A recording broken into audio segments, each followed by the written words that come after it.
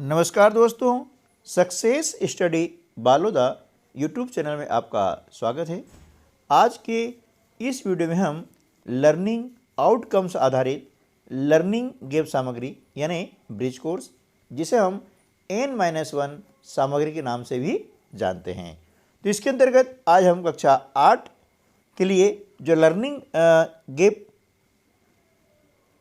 सामग्री है उसकी वर्कशीट क्रमांक 18 को हल करने का अभ्यास करते हैं। तो चलिए शुरू करते हैं आज का वीडियो। वर्कशीट नंबर 18 में आकलन 3 है, जिसके अंतर्गत घातांक और घात एवं सरल समीकरण की समझ पर आधारित हैं। देखिए, पहला प्रश्न है ऋण 7 की घातांक 5 गुणित ऋण 7 की घातांक 3। ठीक है ना। अब हम देख रहे हैं कि यहाँ पर ऋण 7 की घातांक कितनी है, 5 है, और ऋण 7 की घातांक 3 है। दोनों के आधार कैसे हैं, समान हैं और गुणा की क्रिया हो रही है। ठीक है। तो हमारा घातांक का नियम क्या बोलता है कि जब आधार समान हो और गुणा की क्रिया हो तो घातांक के आपस में जुड़ जाती हैं।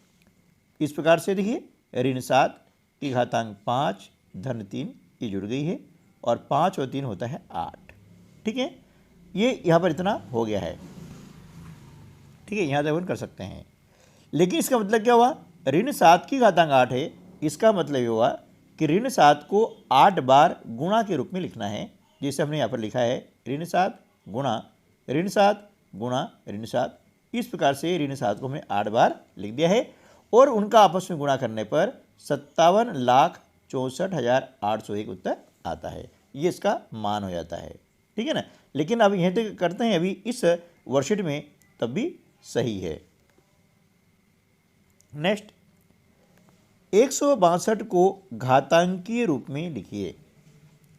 देखिए, जब भी किसी संख्या को हम घातांक के रूप में लिखते हैं तो सबसे पहले उनके हम निकालते हैं अभाज्य गुणनखंड। क्या निकालते हैं, अभाज्य गुणनखंड यानी प्राइम फैक्टर्स। ठीक है ना। तो 162 में हमने 2 का भाग लगाया तो 81 बार जाता है। 81 में 3 का गुणा करने पर 3 का भाग लगाने पर 27, फिर 27 में हम 3 का भाग लगाते हैं तो 9 बार। 9 में 3 का भाग लगाने पर भागफल आता है 3 और 3 में 3 का भाग लगाते हैं तो भागफल आता है 1। ठीक है ना। तो इस प्रकार से 162 बराबर, अब ये जो गुणनखंड आपके हैं है ना ये, ठीक है ना, अभाज्य गुणनखंड हम यहाँ पर ले देते हैं 2 गुणा 3 गुणा 3 गुणा 3 गुणा 3। हम देख रहे हैं कि यहाँ पर 2 एक बार आ रहा है, इसलिए हमने लिखा है 2 की घातांक 1, और 3 आ रहा है 4 बार तो हमने लिखा 3 की घातांक 4। ये कहलाता है घातांकीय रूप। ठीक है। चलिए, अगला प्रश्न है -3 का वर्ग, फिर कोष्टक लगा हुआ है और उसकी घातांक है 3। इस प्रकार से प्रश्न ये है ना। अब यहाँ पर हमारा घातांक का नियम क्या बोलता है कि जब घातांक की भी घातांक हो, है ना, देखिए -3 की घातांक कितनी है, 2 है, और इसकी भी घातांक कितनी है, 3 है। तो जब घातांक की भी घातांक हो तो उन घातांकों का आपस में गुणा होता है। ये 2 और 3 का गुणा हो जाएगा इस प्रकार से, 2 गुणित 3 तो 2 तिया 6, आधार वही रहेगा तो ऋण 3 की घातांक हो गई 6। ठीक है ना। अब यहाँ तक भी करेंगे तो चलेगा अभी, लेकिन इसको हमें पूरा हल करना है तो क्या करना होगा कि ऋण 3 की घातांक 6 है, यानी आधार ऋण 3 को 6 बार लिखना होगा गुणा के रूप में। इस प्रकार से ऋण 3 गुणा -3 गुणा -3, इस प्रकार से, और इनका आपस में गुणा करते हैं। 3 तिया 9, 9 तिया 27, 27 तिया 81, 81 तिया 243, और 243 तिया होता है 729। ये इसका जो है माना जाएगा। बस ये अंतिम इसका जो है हल होगा। प्रश्न क्रमांक 4, समीकरण बनाइए। अब यहाँ पर आपको दिए गए कथन, उन कथन के आधार पर आपको समीकरण बनाने हैं। किसी संख्या का 1/5 उसी संख्या से 20 कम है।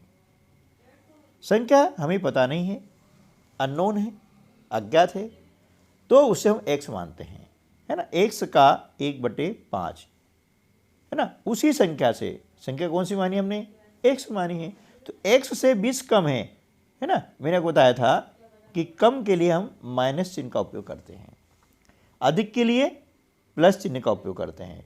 तो कम हो गया यानी हो गया x - 20, ठीक है ना।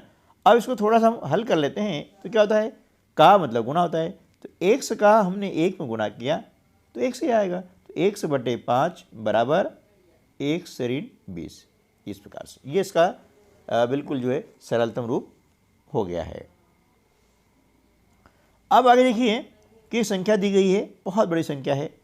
अब इसको लिखना है मानक रूप में, है ना। मानक रूप बोले या वैज्ञानिक संकेतन बोले, है ना, एक ही मतलब होता है। तो इतनी बड़ी संख्याओं को हम लिखेंगे मानक रूप में। कैसे लिखते हैं, बहुत आसान तरीका है। देखिए, मानक रूप में किसी भी संख्या लिखना है ना, तो दशमलव कहाँ आएगा, दशमलव के पहले केवल एक पूर्ण अंक होना चाहिए, ये इसका नियम होता है। दशमलव के पहले अर्थात दशमलव के बाईं ओर।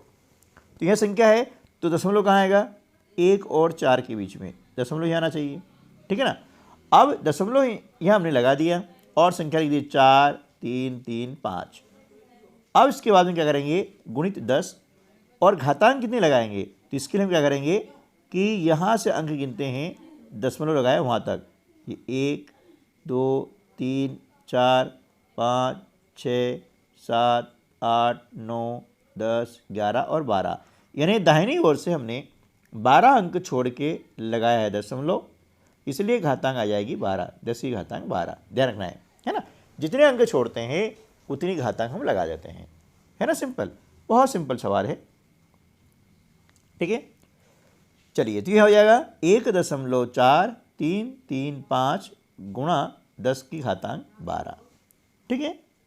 चलिए नेक्स्ट क्वेश्चन है 10 की घातांक 8 भागित 10 की घातांक 3, है ना। हम देख रहे हैं यहाँ पर कि दोनों के आधार समान है ना, और भाग की क्रिया हो रही है। तो जब आधार समान हो और भाग की क्रिया हो तो वहाँ पर घातांक के घट जाती है, आपस में घट जाती है, यानी उनका माइनस होगा। जैसे देखिए यहाँ पर लिखा हुआ है 10 की घातांक 8 - 3, 8 में से 3 हम माइनस करते हैं तो कितना आ जाएगा, 5, है ना। अब 10 की घातांक 5 यानी 10 को गुणा के रूप में 5 बार लिखना है इस प्रकार से, और उनका गुणा करने पर आ जाता है 1 लाख, ठीक है ना। नेक्स्ट क्वेश्चन, समीकरण हल कीजिए, y धन 4 बराबर 4, है ना। y है चर राशि, है ना, और समीकरण में हमेशा हमें चर राशि का मान निकालना होता है। अब इसके साथ में जो भी राशि है ना, उसका हम कर देते हैं पक्षांतर। तो यहाँ क्या है, धन 4 है ना। जब इसका पक्षांतर करते हैं तो ये हो जाता है ऋण 4। तो यहाँ क्या हो जाएगा, y बराबर 4 ऋण 4। अब 4 में से 4 घटाते हैं तो कितना आता है, 0, यानी y बराबर 0 हमारा उत्तर आ जाएगा, ठीक है ना। चलिए नेक्स्ट क्वेश्चन देख लेते हैं। 5x/2 बराबर 25/4 में x का मान ज्ञात कीजिए, ठीक है ना, कोई दिक्कत नहीं है। हमने लिखा 5x/2 बराबर 25/4। जब इस प्रकार की संख्या आती है तो हम करते हैं तिर्यक गुणा, यानी तिरछा गुणा करते हैं। 4 का गुणा करते हैं अपन इसमें 5x में, और 2 गुणा करते हैं 25 में, है ना। एक तरीका हुआ। दूसरा तरीका ये है कि हमने इसको क्या किया है कि x के साथ में 5/2 गुणा क्रिया कर रहा है, ठीक है। हमें ज्ञात करना है x का मान, इसलिए हमने लिखा x बराबर, अब 25/4 ऐसा ही आ जाएगा, और 5/2 है, इसका जब पक्षांतर करते हैं तो इसका हो जाएगा गुणन प्रतिलोम, यानी 2/5। ये लिखा हमने 2/5, ठीक है ना। तो अब इसको क्या करेंगे, अंश से हर यदि कोई संख्या डिवाइड हो रही है तो उसको हम डिवाइड कर देंगे, यानी काट देंगे। जैसे 5 से हमने 25 को काटा 5 बार, और 2 एकम 2 और 2 दूनी 4, ठीक है ना। तो x की वैल्यू कितनी हो गई, 5/2, ठीक है। तो इस प्रकार से जो है इस समीकरण के प्रश्नों को हल किया जा सकता है। उम्मीद है कि ये वीडियो आपके लिए हेल्पफुल साबित हुआ होगा, है ना। वीडियो अच्छा लगा है तो लाइक कीजिएगा। अच्छा, और हमारे इस चैनल पर पूरी आपकी ब्रिज कोर्स की जो किताबें हैं उनके हल दिए गए हैं, है ना। और गत वर्ष की जो लर्निंग की सामग्री है और इस वर्ष की जो लर्निंग की सामग्री है, गणित में कुछ वर्कशीटों में अंतर आ रहा है ना। तो हमने जिन वर्कशीटों में अंतर आ रहा है उनको फिर से हल करके आपके लिए हमने प्रस्तुत की है, तो आप उनको देखें। पुरानी में कुछ प्रश्न मतलब कम हैं और नई जो इस साल आई है उसमें कुछ प्रश्न ज़्यादा हैं, इसलिए हम ये वीडियो नया बना रहे हैं। हालांकि इसी वर्कशीट का वीडियो आपको प्लेलिस्ट में मिल जाएगा, लेकिन उसमें कुछ प्रश्न कम हो सकते हैं।